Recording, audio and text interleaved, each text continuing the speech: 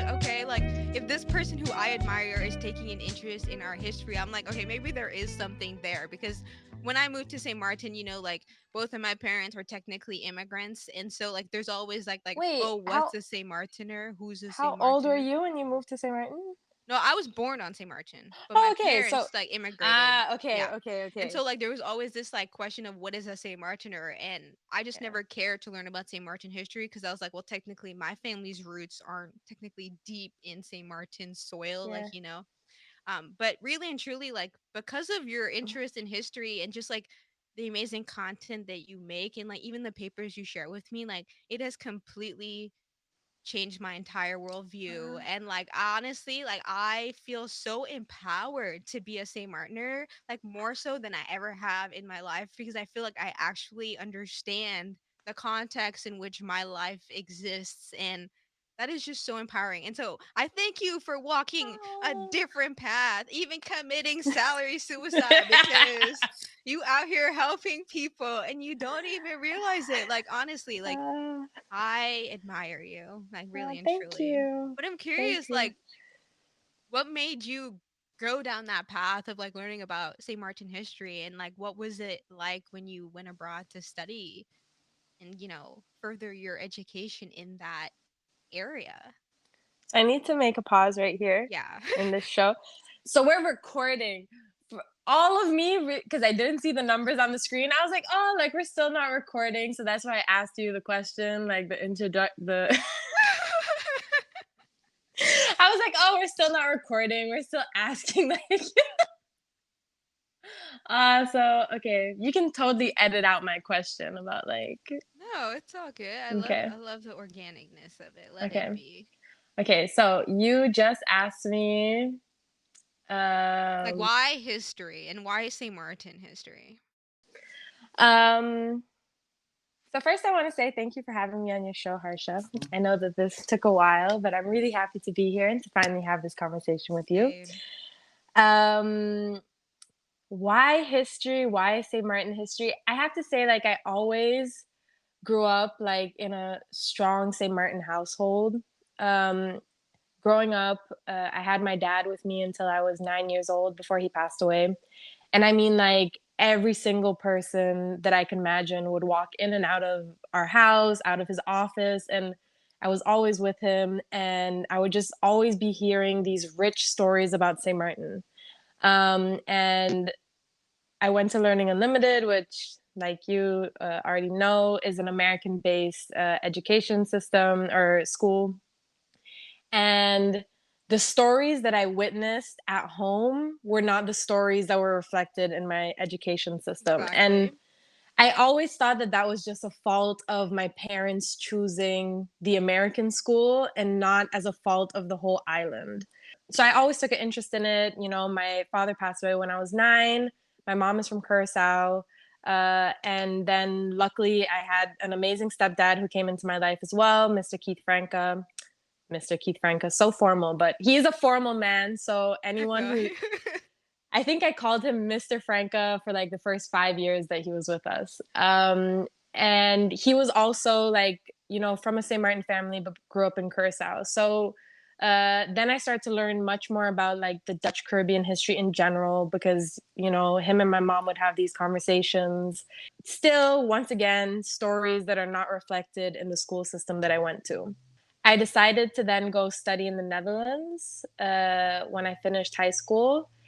And I went up to Holland with a bunch of students from all the schools on the island. And boop, lo and behold, no student was going up there with St. Martin history, So I felt like it was something that I thought that was just unique to people who went to Learning Unlimited, maybe who were in a different school system, but it happened to be a pattern all around. So when I went to university, that's when I really started to use my university degree, which was in the social sciences, to focus on finding more information about St. Martin. And that's how I started to really become passionate about it because I started, of course, when you learn the social sciences, it's more about how stories are made, how history is made. And so you start to question, like, or not question, but really understand like why certain information doesn't exist about certain places, what it takes to create an environment in which that information is being championed and created. And that's how I really got into it. That is so awesome. Like I swear, like I was always just like, why? And then Ralph too. I was like, what are up with these people? I'm like, why do they care about this little island? Because, like you said in LU, I think there was only one opportunity to learn Caribbean history, but it was either that or take AP World History, and I was trying to get into some colleges. So obviously, your choices are thing that's going to help you get into a college or a class that's like, okay, you learn one sentence in the entire book covered St. Martin. Because it's like, even within Caribbean history, I feel like St. Martin, because we are like the Dutch colonies, we're kind of like neglected, even because there's like people don't even realize, like, even within like our colonial context, there is still like British colonies versus Dutch colonies versus French colonies, which is like a really weird thing that I would only ever see show up at like regional competitions where it was like St. Martin amongst other islands, and just seeing how we were perceived within the Caribbean. But I must say, like, now that I all of these untruths that I'm learning. Like, I'm telling you, when I learned about the one tete loke, I read that line. I was like, Carla, what are you doing to me? I was like, this is, and I was like, the statue literally right outside of our school. There is no factual evidence to base it on. And I'm like, oh my gosh, like, how lost are we? My issue with the way in which sometimes like history is crafted is that in its absence, like we realize that we still need stories to empower us, right? Like history is always empowering. Someone told me that when you study national history, you're never going to hear like bad countries about or bad stories about your country. Like that's the whole purpose, that you come from this great place. And so I understand that, like, as a people, we always knew that we needed like stories and these legends to keep us going along. And I think that there is a reason why the story of One Tete Loke somehow got transplanted here, and got taken up. And we don't all know that it's a legend. That's what um I'm saying. I'm learning truths. Like, but I think, it's like for us to take like the power in the story and to understand what it means for us, but it becomes more true each and every day that we need to accept stories for what they are to be able to represent them better, right? Like there is no harm in saying that this might not have been a person who existed in St. Martin, but the values of freedom are something that our people always fought for, right? and yeah, and we do have stories of enslaved persons on St. Martin who, constantly defied their plantation owners. And I think that that's the shame, that when we get so comfortable with one tale to represent the whole idea of the freedom of enslaved persons, we also forget the tales of very real people of our country who also fought for those same values, who whose stories we have recorded and who we could also represent as part of our national narrative. exactly. I guess like when you went abroad to focus and use your like institutional power to actually dive deep into St. Martin history, was it easy to find information? No, it was horrible. So, I mean, first of all, when you come across any archive in the Netherlands about the Dutch Caribbean, if St. Martin's even in it, you're super lucky. And then for 300 photos or 300 documents on Curacao, there's like half a photo or half a document of St. Martin. So it was really hard with this idea that there's no raw data that you could take from. But then more and more, I started to, I think, become more comfortable with the idea that, I mean, St. Martin development to where we are today, it really started in the 1950s, and there are still people alive today that experienced 1950s St. Martin. I started to become more interested in a specific time period of history so that I could be able to get information and data, which did make it easier.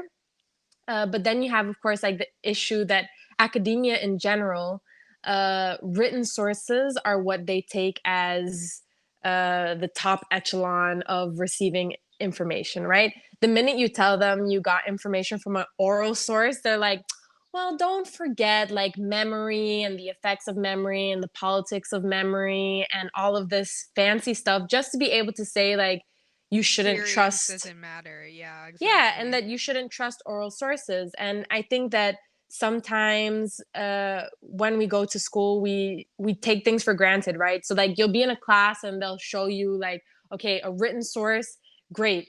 And oral sources, like all these issues and problems. But then you start to ask, like, okay, but who wrote written sources, right? Wasn't it just a Generally, person?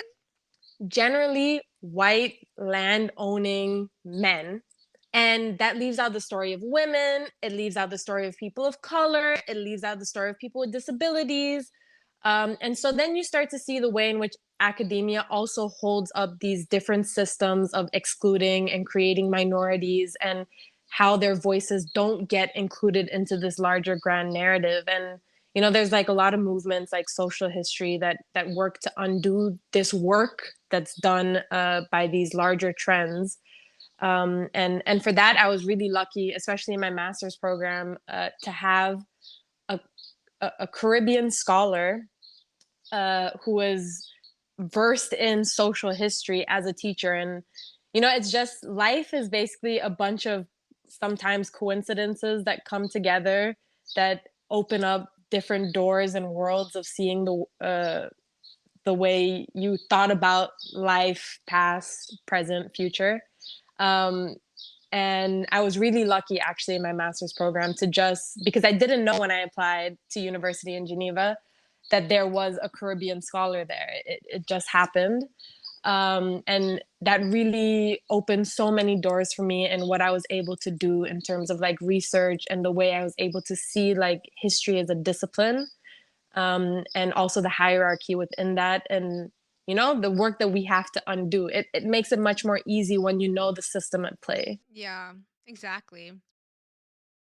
But I guess like how was it moving to Geneva? Like what is it like living in Switzerland? The neutral territory where they people siphon their money secretly and the Yeah, that's when you UN or when you something's there like realize, yeah, the UN. Um, that was great.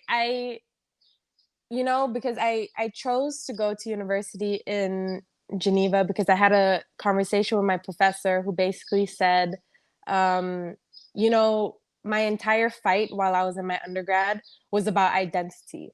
So not only was I researching identity in what I was studying, but it also became my life, because in the classroom I had to justify myself. I had to justify my identity constantly, and it was always something that he saw me like embroiled in.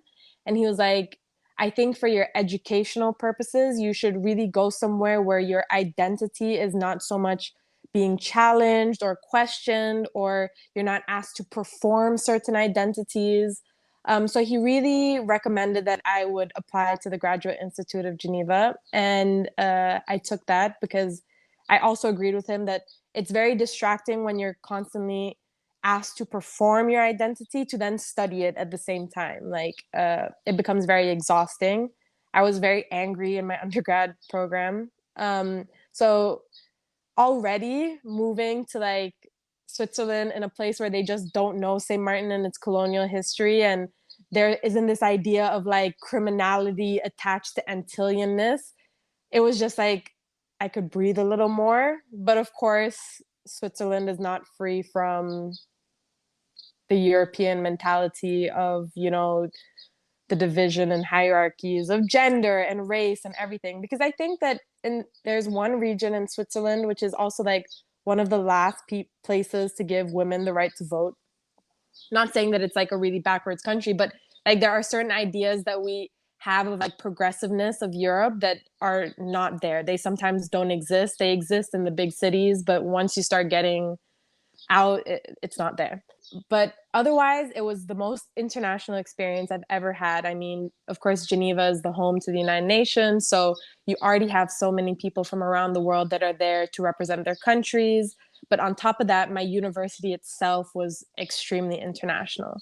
And that's where I really met, like, in mass, like students from Latin America, Africa, Asia, and there were enough numbers to form like viable communities, you know? So you were really able to immerse yourself in different cultures while I was there.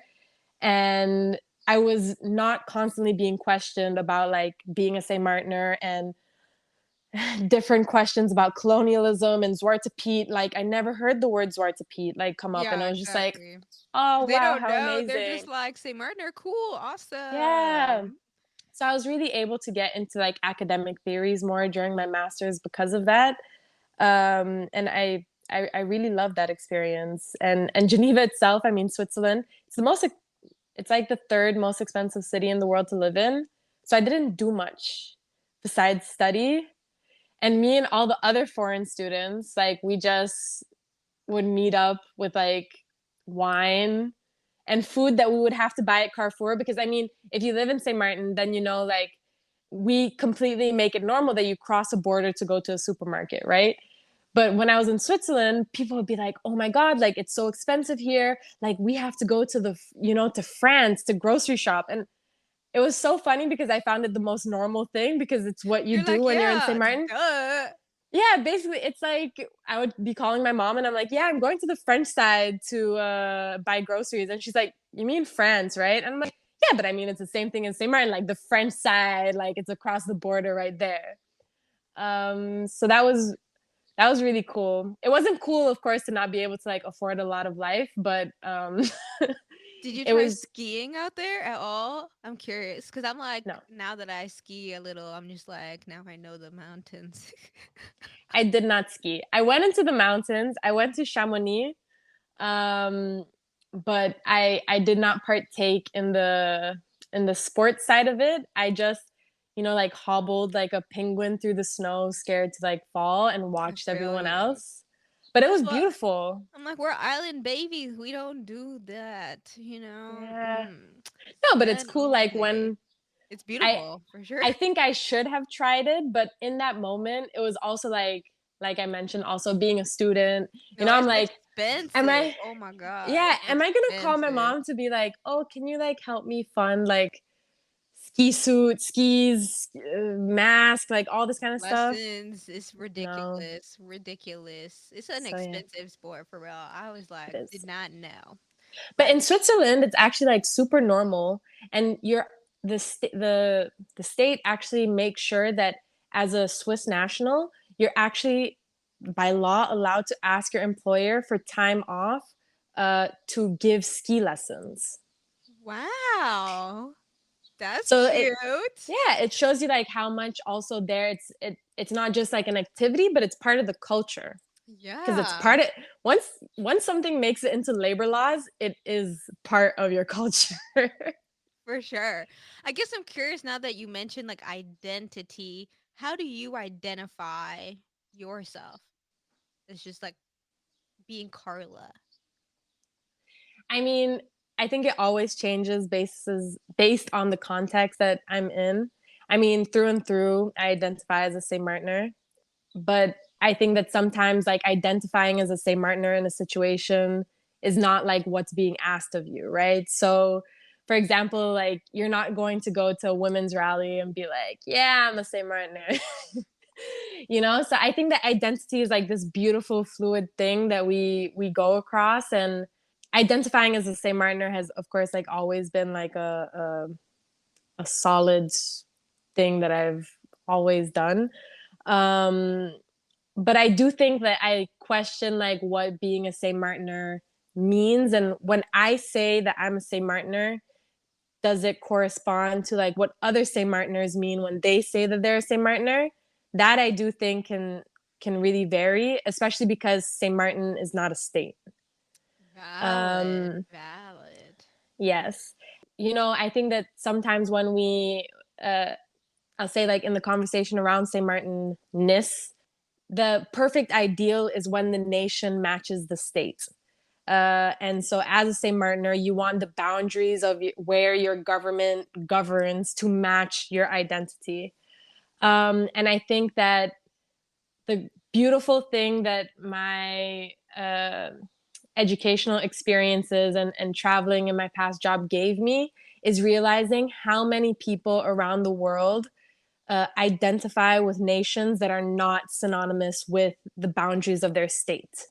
And when we start to realize like the fluidity in that, and also the space for movement, and what identifying with a state means versus a nation, it opens like a much more fluid way of understanding who you are, when you can identify as what, and that it doesn't always have to be like a brick wall that you're beating up against, and like there's a you are this, you can't be this, and there's this hard boundary. I guess I'm curious, like, can you elaborate on what do you mean by like identifying between the nation versus the state? Yeah. So the nation in like academia or in the social sciences, the nation is seen as always the cultural entity, and the state is seen as the autonomous entity that has like the power to govern within a certain territory. And so the governed territory within like studies of nationalism, like the ideal was always posed that the nation should match the state boundaries. And that, of course, became super contested or challenged when you had a bunch of European countries decide to carve out the world and unite a bunch of nations within states, then realize, okay, well, the theories that apply for our nation statehood don't necessarily apply to other regions of the world. But then I'm also careful to say that because, for example, if you see like independence movements in Catalonia in Spain, it's also about there being a nation that doesn't feel like it matches with their state, right? So it's not just a situation that exists within countries outside of Europe, but Europe itself, who made this ideal of the perfect nation state, it also is not that way. It could be the same for the Netherlands, where people from Friesland don't necessarily might not necessarily identify with people from the rest of the Netherlands, I and how see. that's communicated.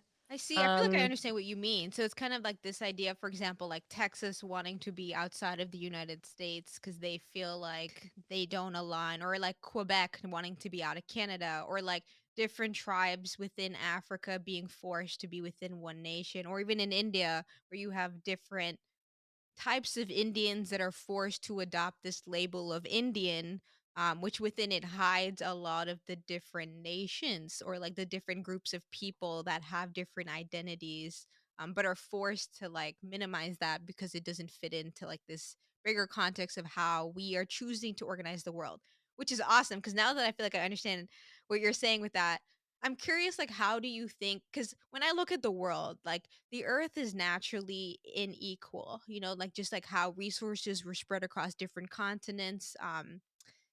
The earth was not made equal. There, Africa came resource rich, in Europe came resource poor. And as a result of that, you saw different groups of people trying to lay claim to different resources, whether it be through force or through, as we say today, partnerships or alliances.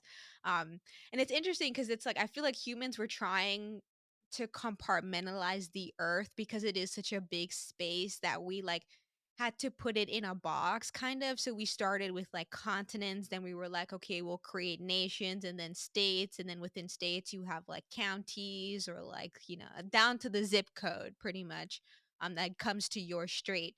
And it's like we as people have loved just putting things into boxes to kind of just organize all of the stuff of our reality. But in doing so, we realized that we just started shoving things into boxes instead of saying, like, hey, is this the right box for you? And it pretty much became a thing where the UN then decided this is the series of boxes, get in them or you're not a part of us. you know? And you're kind of bullied into it when the UN, who they say they're for everybody, is really and truly about the big nations, which is the United States, China, Russia, you know, the really big powers that are flexing their control every which way they want to. And it's like really and truly, I think now we're in a world where like this whole concept of how people relate with one another, because like the internet is truly decentralized, and like we're seeing like these decentralized technologies emerge to replace like governments that we've seen to be inefficient at managing such large pools of resources. I'm just curious, like, what do you think like that model of identity that we should move to? Because I feel like in America especially, there's been a war on identity. I think that's really what we're in right now. I don't think we know it, but really and truly I feel like that's what I'm experiencing in the United States. There's a war on identity. How should we identify ourselves? I didn't realize like growing up in St. Martin that I feel like in St. Martin, we're used to the idea of people being different from us. You know, just like in LU, everyone had a different race, religious background, whatever it be, to come to a country where you could actually have homogeny, despite the large size, and that there actually are neighborhoods where people look exactly like one another. Even though they're calling themselves diverse, they're not truly diverse. You only see them in like those capital, more progressive cities like on the west, or like New York. You're seeing this war on identity, and it's like such an interesting thing, but I feel like we don't know, like society doesn't know how to deal with it. And this is where I feel like St. Martin really could play a role in that, because we from the get-go have had this sort of war on identity, but it's never been studied or given light of day, because St. Martiners don't realize like the power in our story. And that's why I take so much pride in you studying what you did, because largely you're filling that gap in a way, you know, by actually showing that this is a discussion that actually doesn't just help us as a country, but helps the world, because we're going through this identity war. So I know that was a lot, but I'm curious, you know, what your thoughts are on all that. No, because I definitely think, you know, like especially in a lot of the post-colonial theory that is written about the Caribbean, it really tries to acknowledge this, that this idea that globalization started much earlier for the Caribbean region than the rest of the world. And that's not just because, you know, I mean, when colonialism uh, was exercised in the way that it was exercised, for example, in African countries and in Asian countries, it was different from the societies that were created within the Caribbean through the forces of colonization and to support the plantation economy. And so in the a lot of what is written about the Caribbean is really about the lessons that we're failing to study within the Caribbean region that could be useful for the rest of the world. So I really agree with you that in understanding more about the way forces have unfolded within the Caribbean region and how people with, you know, different cultural backgrounds and essences have come together to later, for us to not really be able to like pick things apart because they've come together under different circumstances, you know, because um I always make sure not to like essentialize, you know, like I don't think you should come to St. Martin and say like, oh, like this string is European, this string is African, this string is Asian, you know, it's because we communities were forced to come or came by choice to this region. There was different climate, there were different resources available here, and all of that action of constantly having to interact with a different environment, with different persons from different backgrounds, and doing it peacefully. You know, of course there are like stories like, for example, within Trinidad where you do hear of tensions that are rising between different groups based on like ethnic lines. But otherwise, like the story of the Caribbean is very much one of you know, how do different identities come together. But at the same time, the region has had its failures, right? Because you can see that possibly that has been like a good outcome for when we're talking about ethnicity, but for example, when we're talking about sexual orientation, then has the coming together of different cultures. Like, how did that result within our region? And so there are lessons that we can take and certain lessons that we can't. But it definitely shows you the effects of having access to certain resources. I mean, the fact that Haiti was the most resource rich island within the region and is now listed as the poorest country within the Western Hemisphere, right? So to be able to understand like the processes under which that happens, it also shows you that not everything is just about having, right? It's all these different historical forces that are constantly coming together. Um, and in that sense, like you said, with the United Nations, a lot of these large nations have the power because at the end of the day, like military might is military might, and that's what we're seeing Bully right can now. bully. Yeah, Yeah. exactly. It's like it makes me annoyed that people don't accept that that is the truth of what we really live in. It's not like because I think like living in the West, Americans have this like, oh, we're chill, like war doesn't come over here. But it's like you have that luxury because you've killed a bunch of other people in foreign countries to make other countries afraid of your military.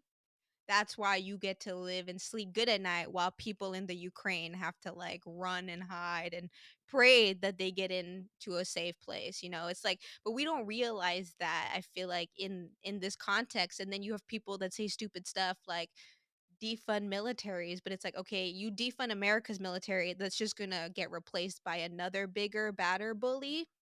Again, we're still dealing in like this huge power context. And to me, it's like as a human, I'm just so sick of it. I'm like, oh my God, like, why are y'all so obsessed with this like need to feel like this claim over land or people? I'm like, y'all are legit psychopaths. Like, I don't understand why in 2022 we trying to have like one king and queen type of dealio. Like, it's not working.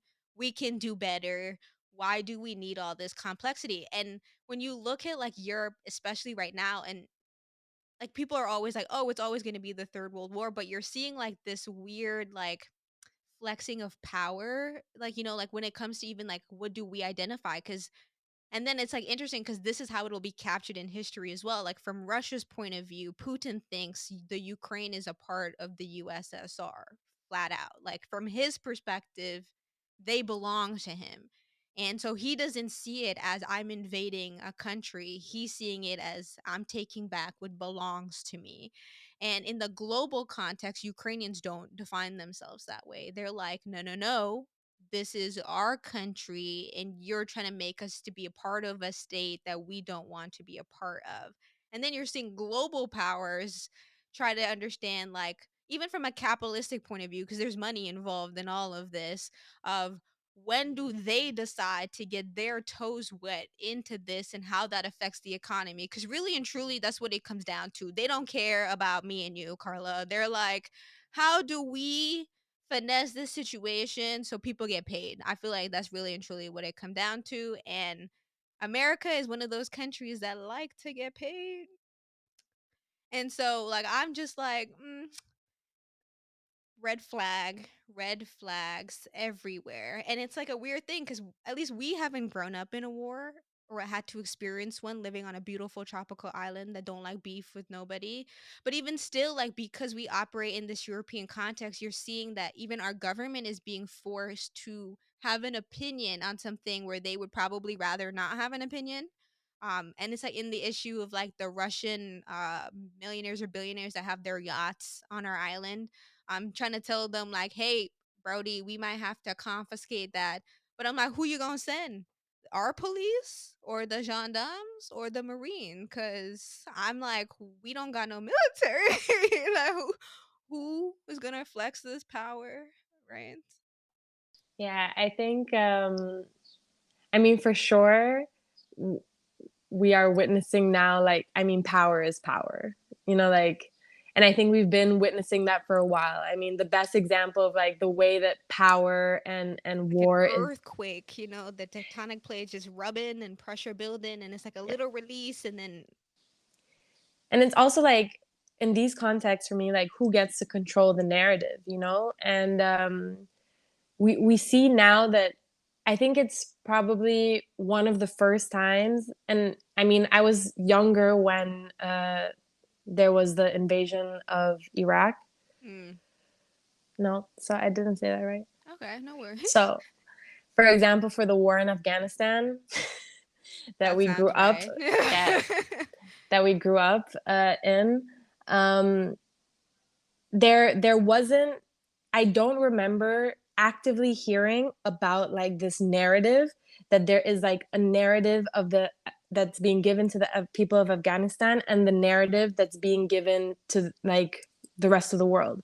And this is the first time where we're seeing this war unfold, and part of the news cycle is dissecting what Putin is telling to the Russian people, and what like the rest of us are seeing and thinking. And the way in which TikTok and Instagram are Twitter, all of it, all the social medias. exactly are playing a role. I mean, like in the Arab Spring, we did have Twitter and Facebook playing a role and really giving us a look into what the younger generations were feeling and doing. But I felt like that was also a different kind of content. And this might also just be my disconnect with like TikTok also. But I mean, we're seeing like edited videos, for example, Like of a girl, propaganda. yeah, but like a girl creating, for example, like what her day is like in a bomb shelter, you know? And that was something that like Twitter and Facebook were not Could not do. capturing Yeah. in the method of social media that they were. So it's really hard, as I think right now as an individual, I can say, to try to filter what you're consuming, but then also to ask ourselves, because I mean, this was always a huge conversation, but like the role of media and the role of journalists is always to try to give people enough information, but also to like inspire them enough to want to somehow help solve this crisis, And think right? critically too about what's happening Yeah, in the world, you know? exactly. But you know, like they do want to motivate you to some sort of action. And Mm. so right now, I think it's also really hard to be part of this conversation, but to also realize that from the sidelines from a Caribbean island, how performative sometimes having or saying these things, or voicing your opinion can be. Because at the end of the day, like you have to ask yourself, like, I mean, what is needed to end this conflict? And is it really you sharing something on your Instagram story about how you side with the people of Ukraine that's going to bring an end to this, you know? Yeah, And so exactly. I think that social media has also twisted uh Like what or made impact us, actually looks like. yeah, and made us think about like, okay, like how as human beings do we act? And sometimes I think we need to realize that like a like and a share is not enough to help a cause. And I don't know how much satisfaction we should be getting from the fact that like you feel good because you shared something and now you feel like you're down with the cause. Like there is something to ask about ourselves, like if that gives you a sense of satisfaction. I'm not really sure about the way in which we're developing. I feel you. It's like a very shallow activism, Yes, you yes, know? it's like, And it's okay, worse when they catch what they shared was misinformation. That's even more funny because then I'm just like, now you're entertaining me. Like, oh my God, this is hilarious. so But I'm it's, scared. yeah, you know, and the thing is like, I can't imagine during like, I mean, I still went to school learning about floppy disks.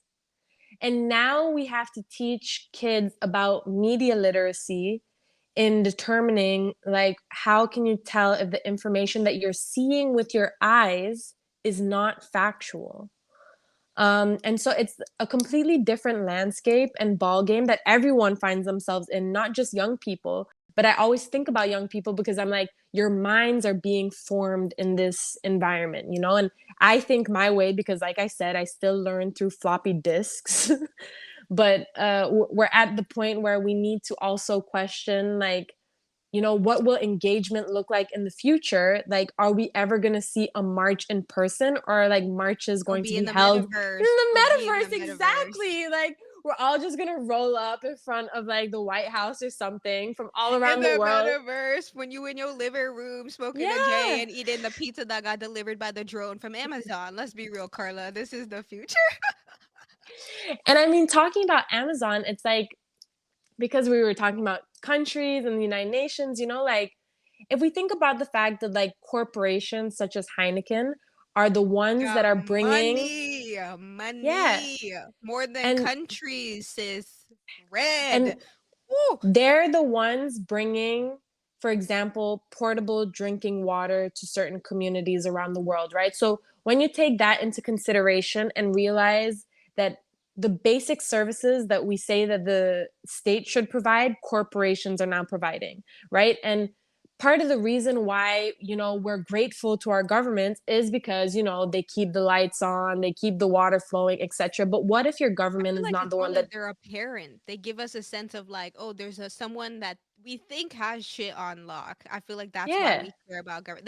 They make us feel like someone's at least controlling the ship, you know? yeah. So we're not all like, so you mean all of this we do every day? Like there's no actual power. It's all in my head. Oh my god. And then people lose it from there and then it's Yeah. tra la la. And then you realize that you've like deconstructed your reality to a point where you're like, okay, do I even exist? And then you're like, okay, I've gone Exactly. too far And now, you're so I like, I need to need to like come back. Cause then at that dial it point, back. people will get suicidal and you're like, we're not trying to go that route. We're trying to No. still matter in the world. Yeah. Okay. Like, Yeah. yes. And it's a delicate balance, right? Like we've reached. Nihilism all the way back. I feel you. It goes, it flops and flows. Yes, yes. Yeah, no, but and so when we think about the fact that, I mean, Elon Musk is now providing Wi-Fi services to Ukraine. And so when we think about the role of corporations and also the speed at which they're able to do things, it also makes you question more and more what the world order will look like, right? Because we know, for example, like at the different COPs, that corporations are in the room because they hold so much power, money, access to resources. But it's a slippery slope in the sense that it's so great. I agree. Corporations have the money. They identify a cause and they can throw money at that cause. They can get it Money. solved. They can. They really can. But then when it goes wrong, how are they held accountable, especially under the pretext that they're trying to provide help, right? So I took notice of the fact that Elon Musk made the announcement that when he brought the routers or the servers, however it's I referred feel to in you. my I non-tech words, yeah, feel you. that they had to be really conscious that they could be hacked, like it's not like secure, etc. And so he's also trying to also be accountable, right? Because you're trying to warn a population that I'm trying to bring you help, but it can be used against you. And I wonder what would happen in certain contexts, like if somehow like some huge harm came through what a corporation did, like a huge harm, like how would they be held accountable? Because, for Well, look at what example, happened to Meta, where they yeah, really like, because like if you just look at like what Congress was asking these big tech CEOs, those questions are pathetic, yeah, straight but up. I'm Like, and that's the thing, like we can't, and that's where I'm like really forgiving with governments. We can't expect people who regulate after the fact to keep up with what people are developing like faster and faster each and every day, and for me it's like politicians have just the best politicians are actually people who listen, who are surrounded by like great expertise on certain issues, and they speak really well, because they need people to get behind them and what they're saying. But you cannot expect one person to have all the information on the environment, on IT, etc. I mean, But no corporation works like that. Like, think about the hundreds of thousands of employees that these companies have to do the services that you have. Like, when now exactly. working in corporate America, it blows my mind, like, how many teams are involved in this process, like, Yeah. to get you your computer, to get you, like, People don't realize there's a magic to it, but they're funded. They got bread to support that kind of a vision. Government's got to tax you for that kind of money. It's different. It's true. It's true. And so I think that uh, in foreseeing the growth of corporations, for me, it's just like Like, pick a team. Are you team Apple? Are you team Google? Are you team Microsoft? Like, team Amazon? Like, these are the new nations, Carla. Like, it's them oh and no. China. Like, that's pretty much it. China will be the one country still in the ball game. But no, but it's true. Like our government also has to decide, like, okay, in foreseeing like the growth of corporations and what corporations are doing, how are we as a government going to regulate the work done by corporations, and what are we actually going to actively pursue governments and or other corporations to help us with? Because it's like I remember that the governor's symposium in 2017 was about data and IT. And the idea was what would happen if we transform Pond Island into A data center. not a data center, but I forgot what it was called, but I want to say like a e-city, or like there was a smart city. That was the fancy word for it. Okay, smart city. Okay. But it's like, Sure. okay, if you want to pursue that as a country, right? It's like, okay, so how are you aligning yourself with certain corporations that bring these services and who need these services, that you could also say, like, hey, you set up shop here, we do this for you, but like this is the way that you have to give back to our community. And so I think more and more, as we're trying to align ourselves country wise, it's so important for us to realize like the growing power of corporations, and that we are also, as a country or as an island community, going to have to align ourselves with corporations and the way that they're developing if we want to advance as a people. And you know what make me mad, Carla? Is our government, right? They know. I feel like they know, right? And I saw this post. Blondish, don't be mad at me because I actually love you, girl. I swear to God. But there's Blondish is on our island doing her DJ thing.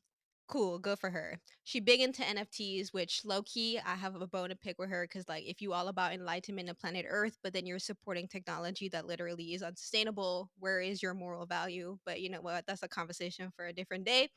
Anyways, I saw in her post, she talked about, oh, the Minister of Tourism reached out to me to maybe do something with NFTs and tourism on St. Martin. I was like, bro. So, even within our country, I feel like our leaders have this colonialized view of where they think their partnership should lie. And if it comes out of the mouth of their people who are also well connected, who also know things, not good enough. But a foreigner can come to our land and give us this theory of a good idea, and we will feed them our money and capital even though their ideas aren't fleshed out, because again, who's on the front lines of climate change? Not America, not Canada, St. Martin. And I think that that also like goes back to what we were talking about in social media and being performative. And I think leaders more and more are now asked to make things aesthetic and make things The branding is the yeah, marketing. The marketing make it look like we have our sensational. shit together, but really it's Yeah, all doo doo underneath the mask. Like we need to it's start, like, in general, just like being more accountable. And for me, that's not just about government. It's like, okay, so how are we as the people who vote these people in every election, how are we holding them accountable, and how are we asking for more? Because as I mentioned, like during the youth summit that we were both a part of, they know that we might be upset at certain times and then it dies down. So we need to ask ourselves critically, like, what are the issues that we care about and how are we going about it? And I think that it becomes hard when you also like see random stuff that pops up and you want to react to it. And it's like, but what?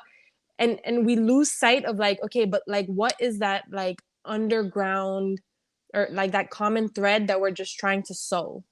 And I think that we aren't having enough constructive discussions about that. We don't have like a media space or a cultural Yeah, space like a that, debate forum. yeah, Period. because I Period. know that you have like the JCIs, which promote like public speaking, and the Toastmasters. But it's like, how are those forums that bring people together in a very constructive and structural way? Like you could easily use that to be like a common thread that promotes certain messages or pushes things forward. But we just have to think about it. And I mean, this is critique towards me as well. Like I've been here now back for 3 years, and it's like I'm constantly asking myself, it's so hard because you're trying to also bridge generations and what generations respond to. Every time I come up with something, it feels like it's already outdated for what how young people are grasping information. You feel like, let's be honest, you've already lost the older folk. Like Yeah, they're not it's interested. They're not coming to the podcast. no, it's like, yeah, we just got to ask them for knowledge, and then we have to figure out with like the technology and the ways of the youth, like how to embed this.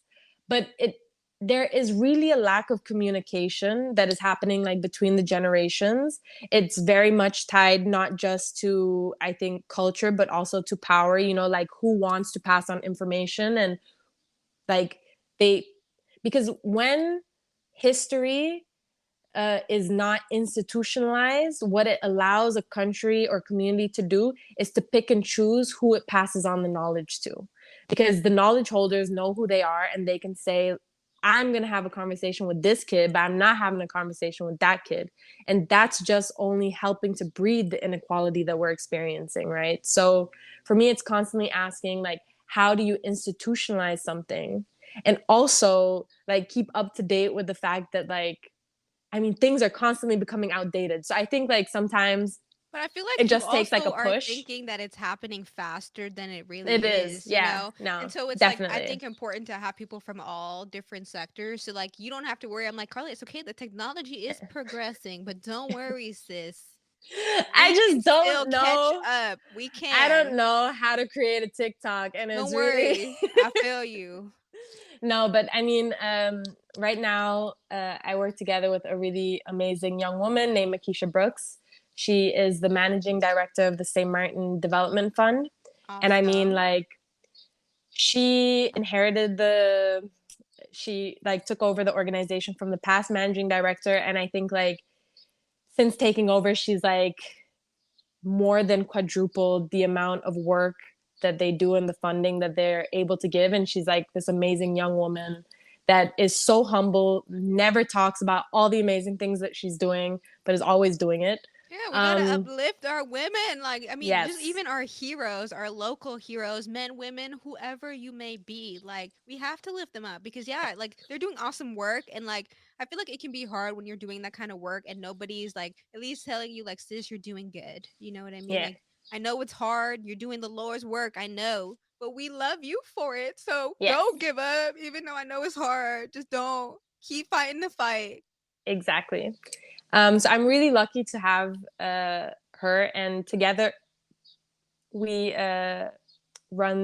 we took over the Infomedia Foundation. And so we're moving forward, we're developing what we want. Maybe by the time this podcast comes out, we will already have our product out there roaming around. We'll see, or people will be, you know, more in the knowledge about what's coming out. Yeah. But it definitely, I think, something that I took from my studies is the ability to overthink everything from different angles in ways that you're just not supposed to overthink it with. And I think that that's just also like a value of the certain generation that we're in, because I feel like when I talk to my mom, she's like, as a youth, I never heard about overthinking something, you know, like, but it's something that we're like, oh, anxiety and overthinking, that's like My life. keywords. It's Yeah. like I'm like you're defining yo girl. Yeah. Yeah. Yeah. Me too. But I think that definitely like it's so important to create a circle around you of people that like get you out of the tunnel or that just make you jump. I think that that's one thing about coming from a small community. It's that the pressure to fail feels much harder. I'm not going to say that it is than being in a bigger society, because it's like, if you fail at this, like, oh, everyone's going to know. I feel But the you. thing is, like, you fail harder if you don't try at all.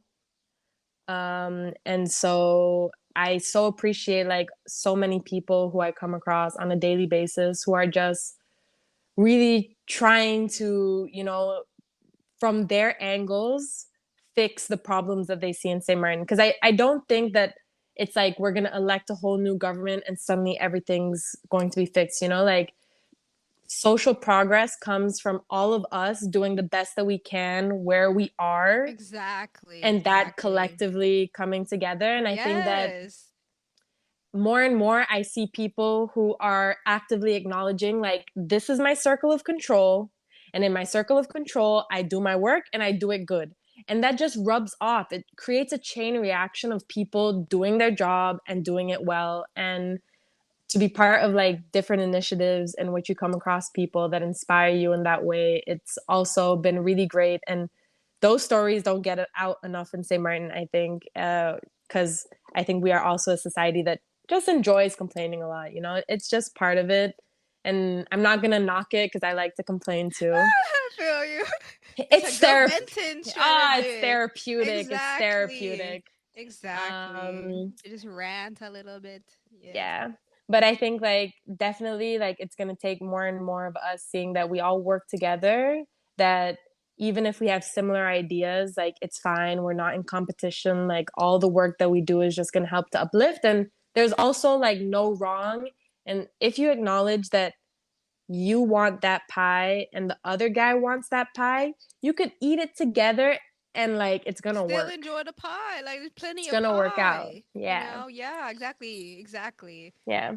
And it's not just like it's, and that's why like going abroad, I think to me is like obviously something that helps you so much, because you start to realize like it's not just here. Because in the Netherlands, I also had it so much that you would come across persons from minority backgrounds, be it like whether they're identified as like women, or they're from whichever community, and they think that they're the only ones that can make it. There's only room for one within this community to make it. And that's capitalistic thinking. Like that's what capitalism wants you to think and how it wants you to Competition, operate. competition, not collaboration. When it's like at the end of Yeah, the day, you know how all these countries make money because of collaboration. They can't yeah, do it on their own. yeah, Like yeah, that's why China manufactures everything.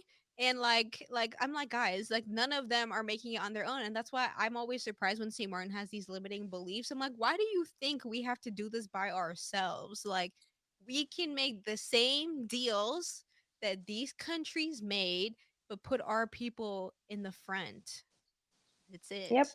yep. And it just takes like, but we have to like foster that environment and create that culture, because it's like, the thing is, I also agree that we don't do a good job at creating spaces in which we can consume St. Martin products. It's like, why do we make it so easy? To buy uh everybody else's things, but not yeah, ours. Yeah, exactly. exactly. So, and it's just like a matter of like changing perspective. And I think we're seeing that more and more. um, and I think the conversation is always just like, how are we also having a conversation that's uplifting, that's not becoming like exclusive? Because also I think that in the conversation about like buy our own, you start to boycott other products, and it's like, okay, we're not trying to create like Only a say Martin lives matter. Like we're yeah, saying, like it's okay. like exactly. But it's like, we have to teach ourselves value in Yeah, local yeah, products, exactly. and so yeah, it's also hard because sometimes like it's easy like when we say like, oh, support art, but especially like with products, sometimes I'm like, oh yeah, like I so want to just like tell everyone, like be this super influencer maybe, and be like, oh, I tried the St. Martin product, you should buy it, try it out too. And on the other side, I'm always having conversations with my friends about consumerism and the fact that the whole point is that we need to be buying less. I don't really want to, I I don't think I ever want to have a conversation with someone where I convince them to buy something. You know, like I'm always like, okay, if you tell me like I made you think a different way, cool. But you're like, oh yeah, you know, like I bought like this product covered in plastic because like I saw they use it. I would be like, oh, I feel you. I feel you. It is this weird balance because we are in this world where it's like you're told that in order for your art to have value, it needs to be sold, and like a lot of people need to have it, you know. But it's like in that process, like people don't realize it's like we're trying to be sustainable, but we don't want to make less stuff. yeah, It's like yeah, people that say like I want to lose weight but I don't want to stop eating all the yeah. food that I'm eating. Well, you're not going to lose weight if you continue this way. And it's like I have all these ideas cuz I'm really a maker. I want to make stuff, Carla. And I'm like, damn, like it's like I want to make merch, but I'm like, okay, well now you have to think about all the water that goes into fabric production and like all the crops and like the Do they pay dyes their and workers? exactly, like, is the factory that you're gonna use, and then it's like, okay, well, that makes it just hella expensive, and it's like, okay, is your customer gonna pay for that? And it's like, okay, but then what are the sizes that you need? And then it's like, Yeah, well, you need to know your audience, and then yeah, it's a whole tra la la. When yeah. it's like, I just want to make a few cute hoodies, and my friends wear them. I completely understand, you know, and I think like uh it's so hard also when we're talking about sustainability and then we realize that the products that match everything, it's like, okay, cool, like I can buy it, but then what about everybody else, you know? And so sustainability clothing for or like sustainable clothing, for example, like it's always criticized for the fact that, you know, like It's expensive. yeah. So, you know, like who can afford it? You know, and then it becomes like this like sustainable clothing becomes this elite thing and it's like those same elites own all these sustainable clothing and support it, but then also got all their Louis, Chanel, that and Because Nike it's that the are season. Duh. Like, what do you think they're gonna be on the gram with? Something from Walmart? You must be lying. Hell no.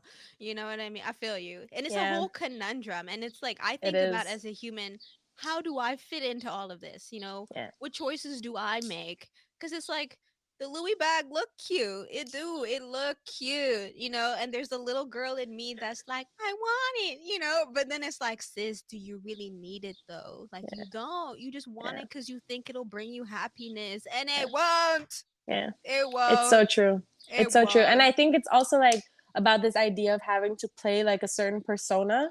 You know, it's like sometimes like I had a conversation the other day like what if I made all my Instagram posts wearing like the same exact outfit? Like I might be in different places or whatever and cool, but like I'm always wearing the same exact clothes. I bet you people will notice and subtly be like, "Is Carla poor? Oh, she ain't Like, got no clothes, blah, why blah, is you she know, wearing like the same thing? Like, yo, we see that one already."